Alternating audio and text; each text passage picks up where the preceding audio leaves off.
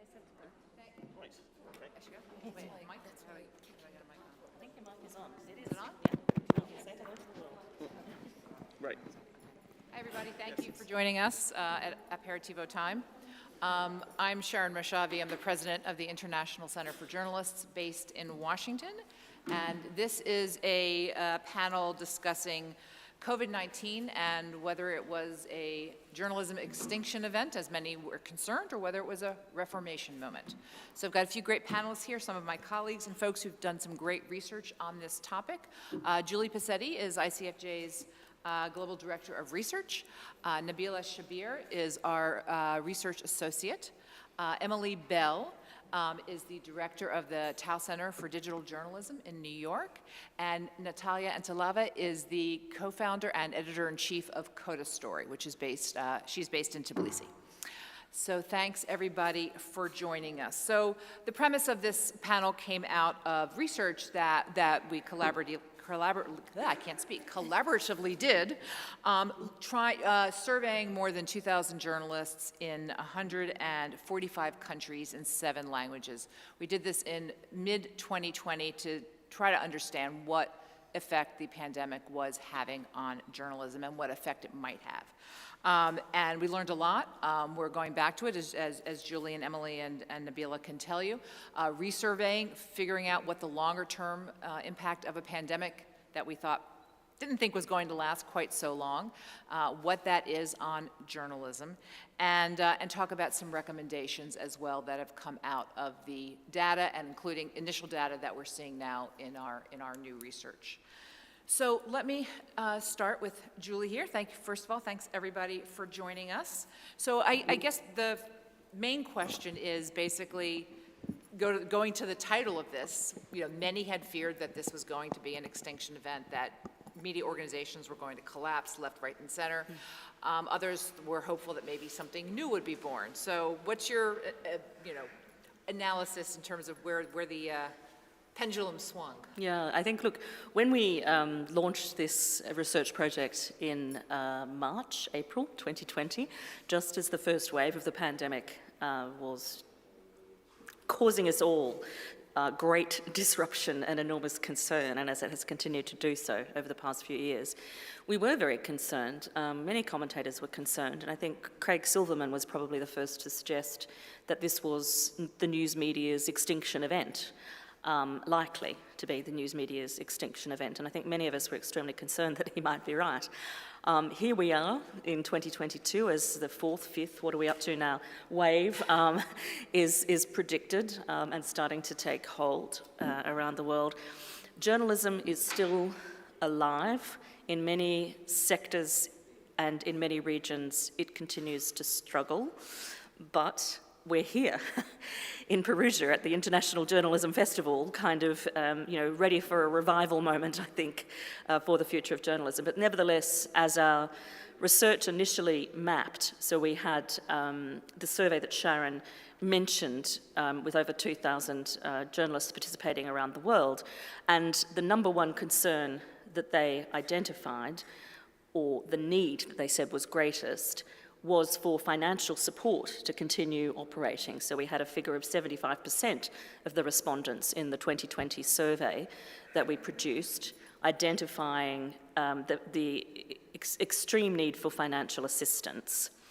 That was indicative of the kind of crises that, multifaceted crises, but predominantly a financial crisis at that point that was being delivered, through another assault on traditional business models that were advertising dependent. So we are still alive. There are some organizations that are thriving, partly as a result of the work that they did in the context of the pandemic, building trust with their audiences, proving their vital role in sharing accurate, reliable in public health information, for example, countering disinformation. But we are in a position now where we can see that there are, as the Reuters Institute report acknowledged, few winners, but many losers in this context. And we'll come back to this in a moment, because I'd like Emily to weigh in here on that question as well. But we've now launched the second survey from this project to try to determine 2 years on what the experience looks like, not just economically, because among the really important findings were the threats to press freedom and the safety of journalists that were emerging as a result of, what some have called the disinfodemic, in combination with the media viability crisis and restrictions and threats against journalists around the world trying to do their job of reporting accurately, fairly, and critically on government policy. So we've just launched this next survey, and I'll share some of the data with you that is very preliminary, but indicates certain shifts in experiences. Shall we let Emily Yeah, I was just about to say, Emily, do you want to chime in? Where do you fall in the reformation versus extinction event pendulum? Well, so I think as Julie says, one of the things we saw right at the outset of the pandemic was large numbers of newsrooms reporting at least a 50% drop in their revenues because there was an immediate collapse of the advertising industry. We didn't see the economic, like all of these things, it's actually been a sort of, it's been an episode of extreme inequality for news organisations, which are the larger, wealthier news organisations have actually done really well. They've just had probably the best financial year a lot of them have had for a long time. But we tracked both through this research and actually research that we did at the Tower Centre on the, called the Journalism Crisis Project, what was happening to smaller outlets or sort of nationally. 100 newsrooms either merged or closed, over 6,000 jobs disappeared from the field, again, in just sort of the course of a year. And we haven't seen any relief at local level. We see a very, we've seen a very uneven pattern in terms of whether, even new newsrooms that you feel would be very equipped for the digital age have actually suffered, perhaps sort of disproportionately. We identified one or two things in the research, which I would call big impacts that have played out and continue to play out through the pandemic and actually sort of post-pandemic. One of those, I would say, is it really emphasised how the lack of diversity in newsrooms is an urgent problem, and I think we knew that. But we saw as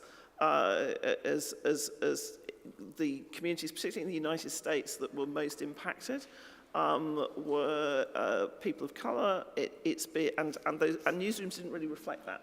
And I would also say that the politicisation of the story was something else which has sort of followed. I think that debate has moved into the newsroom now. So this is a really big effect, which is now having granular sort of issues at a low level, not a low level, but like a granular level within newsrooms. And I think the other thing to emphasize is that our top line finding, as Julie said, was, as we went into the pandemic, I think sort of an overwhelming majority of journalists that we asked, something like sort of 78-80% said that they felt uncertainty, financial uncertainty was a strain placed on the already significant strain, personal strain that journalists were under covering a story that they were already part of. So they're already worried about their health, their family's health, their exposure. And you see now at the pandemic, well, hopefully it's this end rather than the middle, but, we just, fingers crossed. But we've seen, and I think we've seen some, so where I think there is hope is that I think that we've seen some of these issues play out into movement for unionisation in newsrooms and more stable working environments. I think we've seen more pressure for better working conditions in terms of people's work-life balance, mental health, because it's really difficult. The intensity, I think it's really hard to overstress the intensity with which most journalists worked during the pandemic and often isolated. So, it's a team sport, and when you're isolated from your teammates, it's particularly stressful. And so I think that sort of it hasn't been an extinction event, but it has been an accelerant. I think it's accelerated all of the trends that we felt were coming to the fore in newsrooms and created, I think, a healthy set of, a healthy sort of pushback tension and sometimes, confrontation in newsrooms about what priorities are for organisations and how they look after their journalists. You said something, Emily, that I just want to go back to. You talked about how new newsrooms, innovative newsrooms, were unexpectedly badly hit. Can you talk about what you meant by that? Well, I think that, one of the things that we've seen is that, what I meant was it's unpredictable. So, you might have looked at a newsroom like BuzzFeed as a newsroom that had diverse reporting staff, very much was dedicated to new beats in reporting, that worked very much online. We've seen, because of its ownership structure and its funding model, in the last couple of weeks, first of all, it had an enormously reduced newsroom and international operation just before the pandemic. At the end of the pandemic, as I say, at the end of actually a very good financial year for most global players, it has contracted its newsroom again. I think that we're going to hear about more layoffs from other digital sort of native newsrooms this week as well. So that resilience, I think, comes from, do you have the right ownership model? Do you have, non-profits we see growing, and do you have the right priorities in your newsrooms? Are you in this for the long term? Because I think that's the other thing, which is newsroom leadership have found out that actually, those skills of leading organisations through what are really sort of personally difficult times for journalists is a real test of leadership as well. And I think that some organisations have done well during that, and some have actually really suffered. And it will be really interesting in the follow-up survey we're doing now. So we'll circulate the link. Please fill it in. Send it to all your friends. We've asked some rather more granular questions about newsroom practice and how being out of touch with your, perhaps daily touch with your editors has affected the way that you work, how having a more distributed newsroom might be an advantage for some people. And so hopefully we'll see coming through that. And we've made it, I think Julie's probably going to talk about, or Nabila's going to talk about the recommendations that came out of that. But a lot of those are built on what we saw as a sort of a fragility. And also, as I say, post-pandemic, we're seeing, I think, organisations that are really committed, absorbing the lessons of it and investing in the right sort of change. And we're seeing other organisations that aren't committed actually sort of really kind of pulling back, I think, from journalism, which again is a shame. And we're also seeing impacts on newsrooms that were dependent on short-term or medium-term, grants, which are some of those kind of we used to call them startups.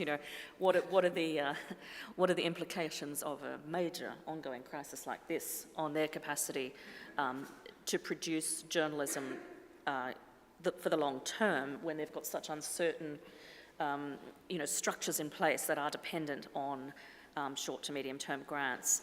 So I don't know. Oh, wait, Nabila, I wanted to get you to weigh in on the financial viability. Nabila has the dubious distinction of having worked at a newspaper that went under during COVID, a news organization, and researching this. So I'd love to get your thoughts on that issue. Yes, hello, I'm Nabila. My job became extinct in the pandemic, as did a few of my colleagues who are in this room today, who I hope will agree with me on my little assessment of that. So before joining ICFJ, I worked at The Correspondent, so member-funded, member-driven international media. So we had been in existence for 6 months before the pandemic came along. And at the beginning of the pandemic, in terms of newsroom practices, we saw how a lot of people were adapting to working the way we were, which was lots of staff working in 4 continents, across time zones, working digitally. We even did well-being check-ins at the time because we were not all in the same office together. And so this tracks with something that one of our recent survey, from the second survey, one of our respondents said, if you create a safe space virtually, writers feel comfortable continuing with their work. We've been supporting each other and checking in during the pandemic, being more aware of personal details and situations. So we were already doing that. And at the beginning of the pandemic, I would say our organization had a slight spike in memberships. There was this feeling of solidarity and wanting to contribute to whatever might happen, this extinction event idea of the media. But, you know, unfortunately, members are humans too, and so some of them became unwell, they started to lose revenue sources, there was this general cost cutting, and you could see that being reflected in membership for our media. And so another thing that one of our survey members said recently in the second survey, the pandemic just reinforced that readers want full coverage in this age of tweets and texts. The audience still values news that directly affects them, even if it's happening far away. But ultimately, it was decided at the correspondent that members wanted more national news, not international news. You know, it was a confusing time. It was a mysterious time. Yeah, so, and you know, borders were effectively put back into place and implemented, which is not what our organization was attempting to do. I'm looking at my colleagues for affirmation there. So in our case, it was decided that it was not sustainable to continue as a media organization, like not to commit to whatever change this might require. And I don't think there was the space to sort of redefine what we needed from our members, you know, in that sort of emergency period. And so there I was, redundant in a pandemic before Christmas, but it's fine, I've lived to tell the tale. And we did have some audience engagement findings from the recent snapshot of the pandemic, which I can share, which is just that, you know, journalists have told us who've replied to our second survey, they've worked harder on identifying their community's information needs. They've experienced more engagement with their stories than usual. Some of the details are that they are trying to work to convert non-paying readers into members, into paid members. They are starting membership programs. More of them have taken down paywalls than erected them. And they've been introducing new member offerings, such as, you know, more newsletters and things like that. And ultimately, from their perspective, audience trust has increased in their work during the pandemic. So those are some positive findings. There we go, positives. Okay, we're going to go back to negatives, sorry. But thank you for the little bit of optimism. That is interesting. I want to talk a little bit about some of the findings around the press freedom and disinformation. And one of the things that your research revealed is that, you know, COVID has been used as an excuse to squeeze press freedom, to squeeze freedoms in general, and it's been associated with rising disinformation. Natalia, I know you've talked to Emily and Julie and Nabila about this. Can you tell us a bit about your experience, sort of at the beginning of the pandemic and kind of where things are now? Absolutely. I'm afraid, though, I also have I have a very positive story, COVID story. Good. And, you know, COVID was definitely not how Coda wanted to prove its editorial model, but we were on the other side of that spectrum in your study. We were already highly distributed. We're a nonprofit, so we were not relying on advertising. And we are financially unstable and poor, so the financial instability was not sudden, and we were used to not, you know, to that. So we actually doubled our budget, doubled our staff, and more than quadrupled our audience throughout the pandemic. And I think the main reason we did that is because we are a slightly different newsroom. We're a thematic newsroom, and we cover the roots of global crisis.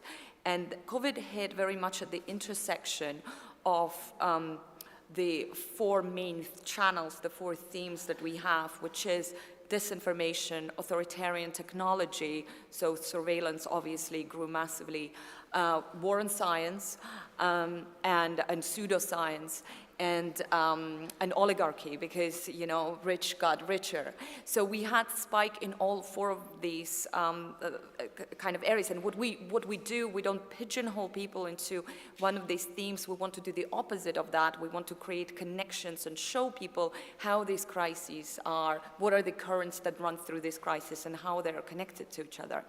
So the growth, you know, it basically people were very interested in understanding the context to the pandemic, because by the time it all started, you know, we had done stories on 5G and anti-vaxxer movements and, you know, all these things that suddenly came into the mainstream. Obviously, as a small nonprofit newsroom, we were ahead, you know, and it's then how do you stay ahead when you have been ahead, when all of the big newsrooms are now pouring resources into this story. But that's our problem to have and tackle. But of course, one of the main sort of the drivers of both our audience interest was disinformation. And the disinformation battle that, you know, we have always treated as a global crisis before, and COVID made very, very apparent. And so building, you know, and the war in Ukraine today, like another crisis with same themes that are running through it as COVID did, you know, is actually, it's fascinating how it's using some of the same channels that we saw being activated through, you know, during the pandemic. For example, you know, one of the ways that the Kremlin is now getting its message through is to the mainstream is through the anti-vaxxer groups that were created and mobilized and grew massively. I mean, grew to the point when they became political parties in Europe, right? Through the pandemic, that has now become the channel of you know, other COVID. They're all now busy, basically, spreading the Kremlin narratives. And I mean, yeah, it was obviously through the I mean, disinformation was nothing new, but through the pandemic, it became, you know, it became about each of our, like, health. It became very personal, and it became very important to everyone. So COVID effectively became a building block that now is being built on to further disinformation, right? There's all these infrastructure. Yeah, absolutely. I think the networks that were created on many, many different levels, you know, the anti-vaxxer groups are mentioned is one. Another thing, for example, the COVID transformed the relationship between China and Russia. You know, while diplomats around in Western countries locked themselves in, the diplomatic traffic between China and Russia was, you know, massive. It was during COVID that we first saw Chinese state media and the Russian state media work together very, very closely, pushing the same narratives. One of these narratives, for example, is the same narrative we just heard in the Ukraine war that you might have come across about biolabs in Ukraine, US Pentagon-funded biolabs in Ukraine, and they are, like, as one of the ways of justifying Putin's invasion of the country. Well, those Chinese and Russian media went crazy, you know, pushing that narrative throughout the pandemic as well. The narrative, kind of a counter narrative to the Wuhan story, right, to the Wuhan lab story. The Chinese and Russian state media were saying, well, what about, you know, what about those Pentagon-funded labs in Georgia and Ukraine and the rest of the region? So the overlap of, I mean, the playbook that is being, disinformation playbook that is used, that was used during COVID, is now being used during this war and will be used again. But I think the networks that were created, disinformation networks that the pandemic helped to create, you know, are quite powerful and widespread. Can I just add something to that, Sharon? So, I mean, in the first survey that we ran in 2020, we saw evidence of this starting to emerge. Disinformation, countering disinformation was one of the key challenges identified by the journalists internationally. They also identified state-led disinformation campaigns and political actors in particular as among the top perpetrators of disinformation, alongside the function of the platforms in facilitating disinformation and public health risks associated with that disinformation, particularly Facebook, which was singled out. And we have the same kinds of struggles that so we've rolled from one crisis right into another crisis, which, as you say, is building on the same disinformation networks. At the same time, you know, we have an international community of exhausted journalists who are continuing to try to report on the pandemic in meaningful and constructive ways, dealing with the crisis themselves in a personal capacity. Also now, you know, in the wave, if you like, of a conflict, which I think, you know, to just move the conversation on slightly to the issue of mental health, which was one of the major issues that came out of the first survey. So the top impact that was identified by the journalists we surveyed was impacts on mental health and well-being. 70% of them said that was the worst of the effects of the pandemic on them.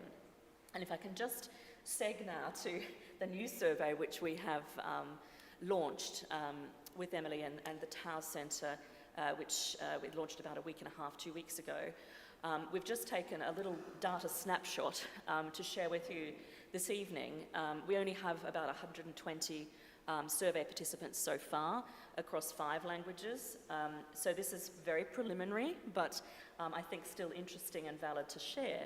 And what we have found is that whereas in the first survey, the top rated need was financial support, urgent financial support, the top rated need now, it's flipped, is responses to mental health issues. So I think that's quite, it's very early evidence, but it is relevant. So we're in a situation where those combined and compound impacts are really starting to demonstrate a needs-based response on that issue.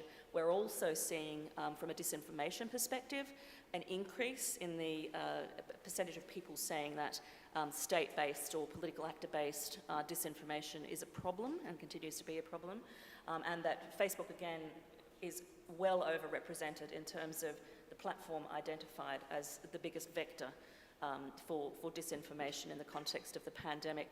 Also, the biggest platform where journalists have reported evidence of disinformation being present. So I think that's kind of, this is again early evidence, but it's interesting to see the way that's evolved. So in the first survey, mental health was the 5th top need in terms of responses that were called for. Now it's the top need. That's interesting. That is interesting. One thing from the first survey, which I thought was interesting, and we'll see what happens now, is that, and I think you were surprised, Julie, is that when we did it in seven languages, is that the global responses were pretty uniform, and so I'm curious as to your thoughts as to what that tells us about the journalism response to COVID. Sure. I mean, Emily can weigh in on this too, but just a top note. This was a global crisis, and while there were different manifestations, which Natalia has eloquently identified in terms of the disinformation narratives and so on, there was a universal experience of shared suffering and shared exhaustion, and shared concern, I think. And so we actually found that we're talking, 0.2% difference between language groups that was identified. So it was incredibly consistent that those top identified needs and those top identified impacts, the experience of disinformation, the challenges around press freedom. So you had, in the context of the US, you had a kind of COVID denialist, essentially, or at least an operator who was suggesting potentially deadly responses to COVID-19 treatments in the White House. And so you saw those challenges appearing in that context, as well as in the context of other states where you might have traditionally expected to find such, such challenges and narratives. So, at the time we also suggested that what we were seeing in the data around journalists identifying both an increased sense of vocational commitment, and also feeling more driven, to report effectively and to serve their communities in this context. They experienced what they interpreted as a greater sense of trust in their work. I don't know, Emily, if you want to pick up on this in terms of the global manifestation. Yeah, no, I think it's interesting that as I say, sort of the positive, and Natalia really sort of sketched out from the point of view of a practitioner, but that positive of people finding real meaning in their work came about through, off the hook traffic figures. So everybody, like in that first phase of the pandemic, both in the interviews and to some extent in the data, you saw the real sort of split between we think we're going to struggle financially, but like our traffic, the engagement, the way that our audiences are coming to us on a much more frequent basis, for meaningful stories, not for clickbait, but for meaningful stories, really sort of rise at the same time. We heard that over and over again, particularly in the US. Actually, the US is really interesting because it's not that different to, and things like sort of 20% of respondents said that they that journalists experienced a much greater level of harassment during the pandemic. And again, this is not, America is one way, Europe is another way, Africa is another way. Like all of this is now sort of shared. And I think that, we know that it's a global industry, and we know that we're all using the same tools and the same platforms, and we all talk a lot more than we used to, and we share practices. But also this point that Natalia made is really powerful, which is the actual sort of adversarial landscape for journalists is the same everywhere, and it obviously varies wildly according to your press freedom laws, etc. But not that wildly when it comes to how civil society is now being often manipulated by political actors, and how the press's role in crises is weaponized to sort of increase that hostility. Particularly the partisan news media, like we saw that in the yeah, and we saw that with, so Fox News kind of registered as, well, sorry, I shouldn't say Fox News because it was not identified, but partisan news outlets were also identified as a significant spreader. I think it was a sort of fourth or fifth on the threat model as spreaders of disinformation, which again I think is interesting because it splits the field a little bit between, and one of our key recommendations, probably our top recommendation to funders, which came out of this, was that you have to prioritise. And I can hardly believe that I'm saying this, but we said you have to prioritise democracy reinforcing and counter disinformation projects. And what does that mean exactly? If you could explain that a little bit. Well, so I think that we have learned that there are outlets, news outlets, that are not intrinsically pro-democracy or not intrinsically aligned with fair access to voting, equality to information, that have very strong political biases that put them in a camp that says they're not really acting on behalf of democracy. And again, that's happening in America right now. We see it, sort of every day.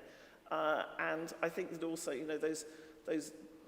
the focus on projects which identify the kind of environment that journalists operate within is really important. By that we mean, again, sort of people who are mindful of the challenges, sort of specific sort of, community-based challenges, specific challenges to just being sort of, as it were, protected, or organisations that understand how to protect their newsrooms, their reputations, and actually sort of, their people in a really very sort of real sense.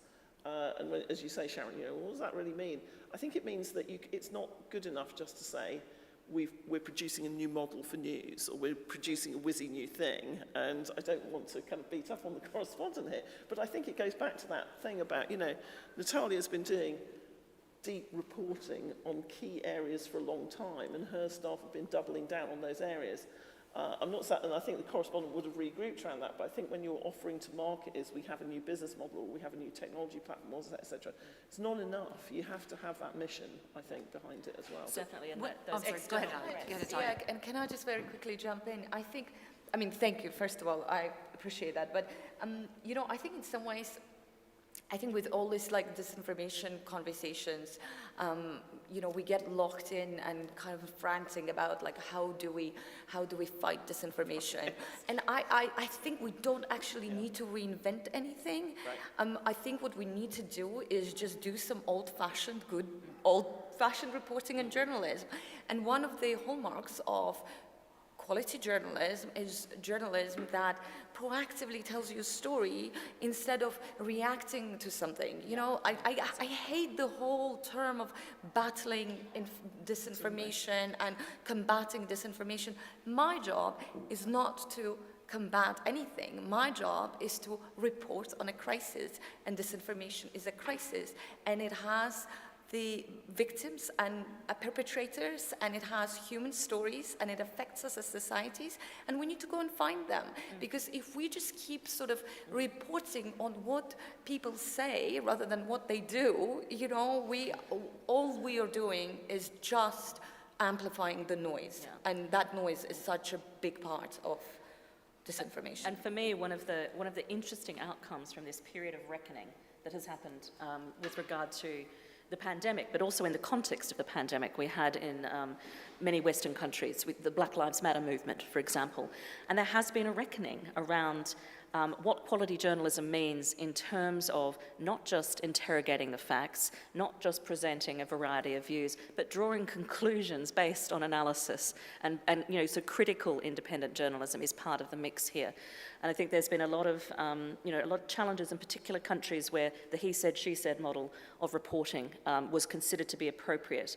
Well, it's not when he is saying that, that Ukraine is run by Nazis, and it's not appropriate when the president of your country is saying that you should drink something toxic, to cure COVID-19. And I think that is a really important, moment of reformation, potentially, which is what we're talking about here in reference to the pandemic, that's useful to unpack further.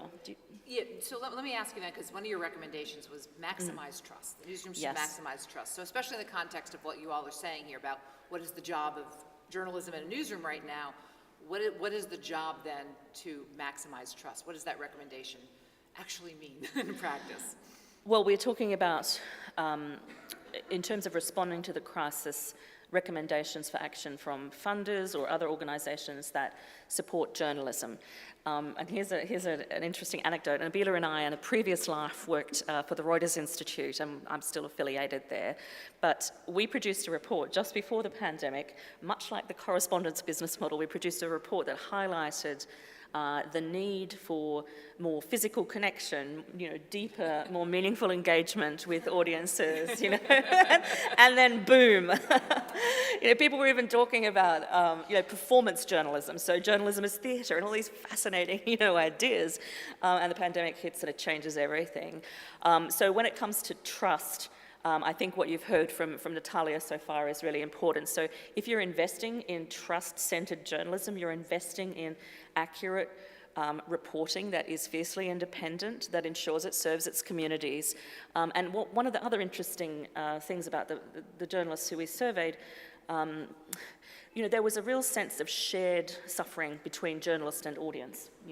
There was something quite unifying about that experience. And in the survey that we're currently running now, I think Nabila was pointing to some of the evidence around audience engagement. So now we have to think again, it's not necessarily reinventing audience engagement, but thinking again of what do we learn through this process about how to serve our communities, whether they're niche or they're global. And the correspondent was, of course, trying to address some of the challenges that were emerging around transnational experiences, and unfortunately didn't survive to make that happen. But in reference to trust, it goes back to some of the early understandings about how to improve relationships between newsrooms or news publishers and audiences, and that is to respect your audience, to extract additional diverse sources and to demonstrate trust in expertise. And what we see with disinformation is an attack on expertise. And so I think one of our jobs as journalists and news outlets is to ensure that we are recognising and embracing and incorporating deep expertise into our reporting. There's a lot of criticism still of journalists and journalism for being arrogant and dismissive and distant, and I don't think anybody here, probably in this room, is of that ilk. But that's something to focus on. And one of the other top findings, and I just want to come back to this, is because it really does stand out.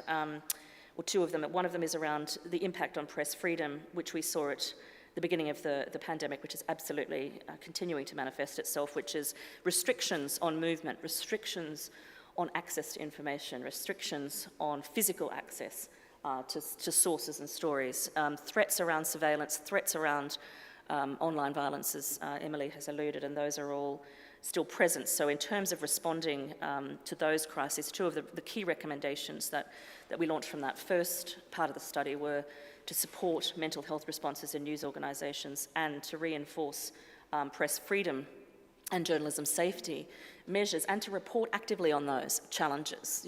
I think we've moved on from being concerned about reporting on threats to press freedom as though this was belly gazing. It's now seen as a fundamental pillar of democratic action to protect press freedom.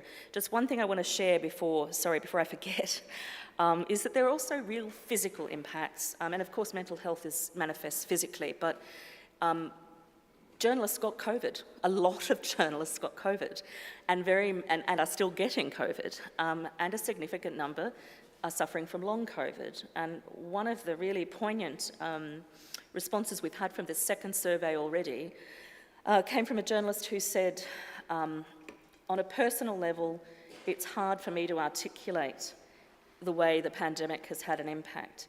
Long COVID has left me in a wheelchair, and I don't know if I'll ever be able to do the intensive field reporting that I used to do pre-pandemic. So I think, we need to prepare for those effects. I mean, the community globally, generally, is struggling with what long COVID is and how it manifests. But if you're a newsroom leader now, there needs to be consideration around how to respond to those limitations. And we certainly found in the first survey that one of the staggering figures for me was that 30% of those 2,000 respondents said between March and May that year, 2020, that they had been sent into the field without a single piece of protective equipment, and that included hand sanitizer and face masks. So, that talks to exposure up front. And are we, again, 2 years on, are we seeing, and Natalia, I'm curious about from your perspective, I was just in a meeting where PPE all of a sudden was bulletproof vests, it wasn't masks suddenly. And do you think that COVID has taught us anything in terms of journalism safety, in terms of sending journalists out into the field with PPE?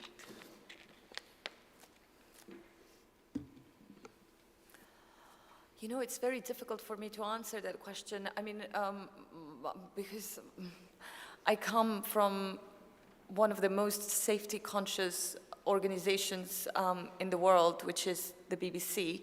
So I have carried that culture into the newsroom that I now co-run. And so we are always very, quite dogmatic about it. And it's one of the reasons why we don't have anyone on the ground in Ukraine right now, because we feel we don't have the resources to provide the level of security that journalists in Ukraine currently need to be covering that war. And in the same way, and there are, lots of stories that add context that can be done around it. And in the same way, with COVID, we felt, I might be the wrong person to be answering that question. Yes, I thought, obviously you could only do the job, and we were all, we all owe huge debt of gratitude to people who were on those COVID front lines and, in the hospitals and masked up. And of course, they all had to be. And I think, the point that Julie makes about sort of the suddenly us being in the same boat with our audiences is a very powerful one, because it affected absolutely everyone. So we all became safety, but we were already very safety conscious and obsessed to begin with. So. Oh, did you want to say something, Emily? Or no, I'm sorry. No, so one thing I was going to say on the sort of the safety on the lines of the safety, which I'm sort of going to abstract into a slightly broader point, which is, so when I talked about it being an accelerant event, which has meant that you've had, I think, some tension within newsrooms, I think this idea of how news organisations actually support their employees, and I mentioned unionisation, it's not just unionisation, I think has become, it's really been pushed to the fore by this. And online safety is not as important as physical safety, you could argue, but in some other ways it's just as important. And I think what we're seeing now is this sort of outburst, really, of, today, New York Times has said, right, okay, so here are our new social media guidelines. I know the Guardian have issued some quite recently. We did a big report on this. Jake Nelson did a great report where he spoke to 50 or 60 journalists within newsrooms. And this tension between feeling like you are a vulnerable individual that your newsroom does not know how to support. So newsrooms just don't really know how to support people who are being harassed online, for instance. Mm-hmm. And I think that this sort of idea of security and safety and support now has to be embedded in newsroom leadership, or you're not going to get the best journalists to work for you. They're just going to leave and go somewhere else and set up on their own, I think. Can I answer that? That's absolutely right. And I think for us, the big learning curve was actually mental health and mental health support for the team. And, we did it in all the ways we could. We had, staying sane channel on Slack, and tried to have like lots of conversations and about it. But I think, it does feel like because COVID was that unifying global experience, I think it did elevate the importance that kind of amplified that already existing emerging movement for kind of more mental health awareness in newsrooms. And it just, made it very relevant for everyone across the board, not just people who cover conflicts or wars, but actually absolutely everyone. And I think that is one of the actually positive outcomes of it. Yeah, it's both. When we saw, as Emily already said, a really significant number of people saying that online violence was much more significant. And at ICFJ, in partnership with UNESCO, we've done a lot of research on the impacts, but also the institutional failures at the newsroom level, as well as the platforms. And while there are increased levels of awareness, there are still really big gaps in terms of understanding how to effectively respond. And as you say, the leadership challenge there is very significant. I know you said it was early data you had in, but when you say it's flipped and now mental health sort of is the top thing, what that says to me, just hearing that, is that more journalists are paying attention to it, but leadership still isn't quite getting the message. Yeah, potentially. And the needs are more complex. Like, when you have newsrooms that were, and journalists who, whether they're freelance or existing in newsrooms, already fatigued, already burnt out as a result of, perpetual, renovation or reformation of their news organizations. And then you add to that the pandemic, which has seen, massive amounts of overtime, people, being stretched beyond limits, and now we've rolled right into another crisis. I think that's partly what we're seeing too. But yes, it's leadership. It has to come from the top. I mean, we've learned that through both of these studies, and I think if there's anything that can be said about even as this survey continues about the way leadership in news organisations can respond, it's to put the emphasis on responding to those impacts. I mean, online violence continues to get worse in the context of disinformation in particular, and in the context of orchestrated disinformation campaigns. And so, this has to be factored in. In a lot of our research, we found that, news organisations were trying to respond with mental health support. They were trying to respond with digital security assistance, but they didn't necessarily understand the function of disinformation in the ways in which these attacks are amplified, instigated, and exacerbated. And so that's I think a key learning that partly comes from the pandemic. And just before I forget, Emily referred to this earlier about distributed newsrooms and we have asked questions, very thoughtful questions in this second survey about how people are feeling about working remotely. Do they want it to continue? Is it having an impact on editorial choices? And just this afternoon, when we looked at this, this data for the first time, we saw that the majority of people who've responded so far want to be able to continue to work from home, but at the same time, they are concerned about what the implications of remote working are for enterprising journalism, for working collaboratively. And yet again, they talk about the fact that there's an upside to this, which means that they've had to be more creative and enterprising about the ways they've connected and communicated, which we'd started to see elements of, in the first phase of the research. And that was one of the recommendations that you had, which is more investment in collaborations. Is that related to what you're talking about? Yes, I think absolutely, and I think that came out from the various panel discussions we held as part of this project in 2020 and early 2021. And it's coming out in the data now. Yeah. And so, what does that mean? Investment in collaborations, is that across newsrooms? Is that it's both. I mean, so you can look. I'm about to share a link to the last report we published, which was in March, which lays out the recommendations. But there are two which talk about the need for investment in collaboration within newsrooms, but between newsrooms as well, so which is not a new concept, of course. International cross-border investigative reporting is is increasingly important, particularly given the way we're seeing, the tilt towards fascism, frankly, and the restrictions on reporting. In many, many countries, this becomes more important. But so does collaboration potentially with experts, whether it's reporting on climate change, to collaborate with academic institutions that have specialist practice. We collaborate with the University of Sheffield, and we have a colleague here in the audience, on big data analysis, to try and deepen the insights that we get in reference to online violence. And civil society organisations, you've just seen the extraordinary work of the Pegasus Project, which was a partnership between a very important collaborative news organisation, Forbidden Stories, and Amnesty International, to really sort of strengthen those skills and try to fill the holes. And what about, Nabila, I'm curious, you talked before about sort of audience engagement, and is there as we sort of emerge from the pandemic, is there collaboration with audience? Do you see that relationship continuing to change? I've got to say something very important to ensure that I still have friends at the end of this panel in terms of the colleagues that I used to work with, which is that the journalism that they were doing, which did not survive in that transnational media offering, continues. And they've taken their journalism to independent media platforms where they are actually deeply in contact with a lot of community which followed them from the organization where we worked at. And so I think in that way, yes, I do see a deepening, because I see that people are still interested in that journalism, but you've got to be more creative about the structure which provides you the freedom to be able to say what you do want to say, and the journalism that you do want to report on. And I also wanted to say that in terms of collaboration, a lot of people in the 2020 survey said it was a solution that they thought was viable to be able to go forward and continue out of this sort of quagmire of, the fact that they couldn't go out and report anymore. They thought that collaborating with each other across regions, across countries, was actually something that they'd like to do.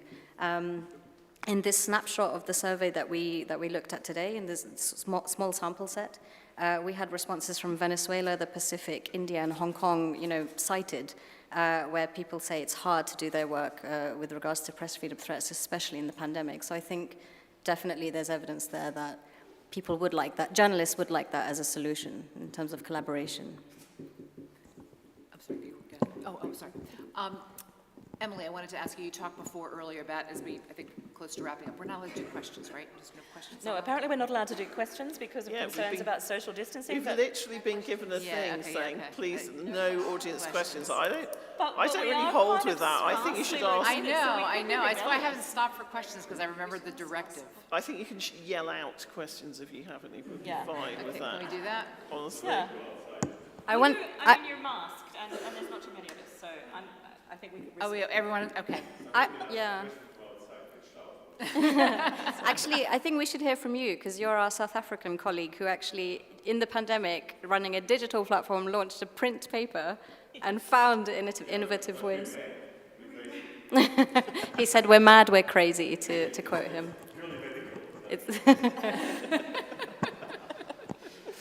We call him the king of retrovation, Branko in the frontier, in a very effective way. So does anybody have a question that they would like to ask, masked or otherwise? Branko, go ahead. Okay, looks like there's many panels in front of us. Is there any panel with some light at the end? There's lots of panels right now. We started out with some light. We had some good light. Yeah. In terms of the coverage of the pandemic or responses to... It was something optimistic. Right.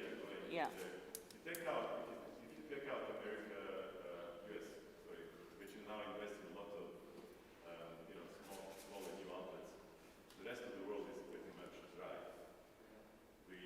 All of us will die. Do you see anywhere in the world right now a positive development outside of America where actually there's a serious concerted effort in improving media in order to save the world? Yeah. Can I answer first, and then I'm sure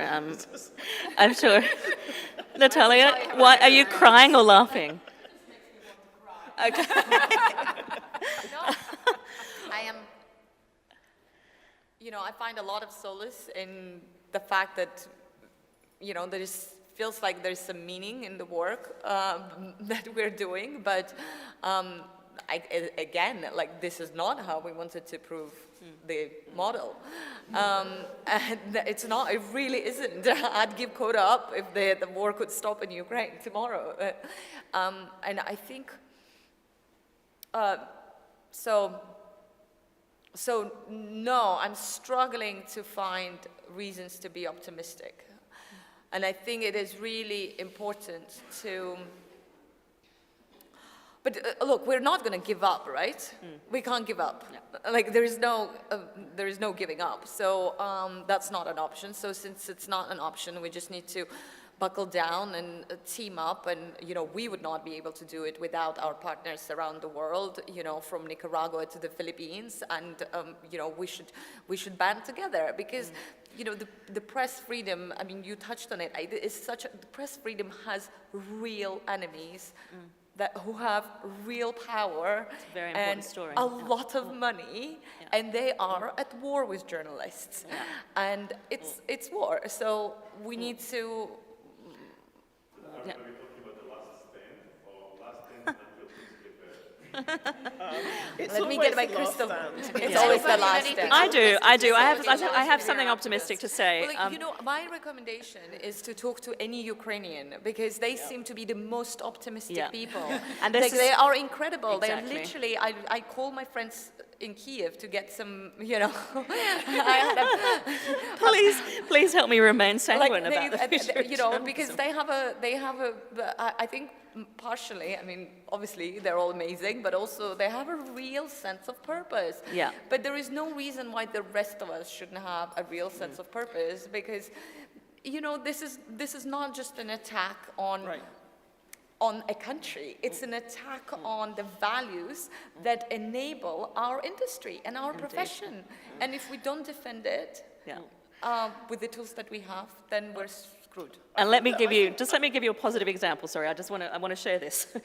I know it's an example that has been rolled out for several years now, but you have a look at Rappler in the Philippines, where, you know, the Nobel Prize winning CEO and former editor-in-chief Maria Ressa is at the helm.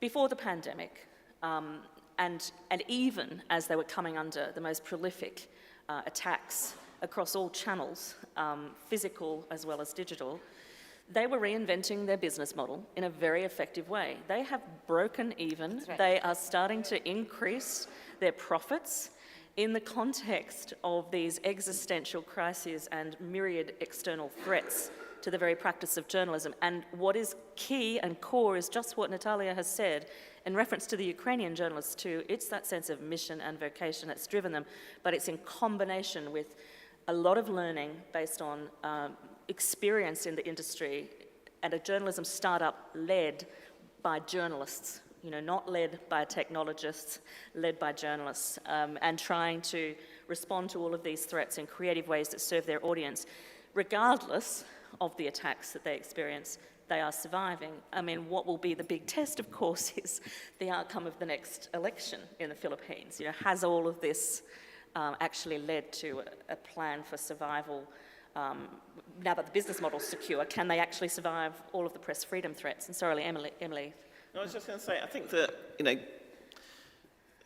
as you know, Branko, but almost anybody, that actually this is a really critical year for not just journalism, but actually for democracy. And, you know, we have half a dozen, you know, so my friend Patricia here knows that also from Brazil, that there are a number of elections, and we will see in the course of this year whether the world is going sort of further towards darkness.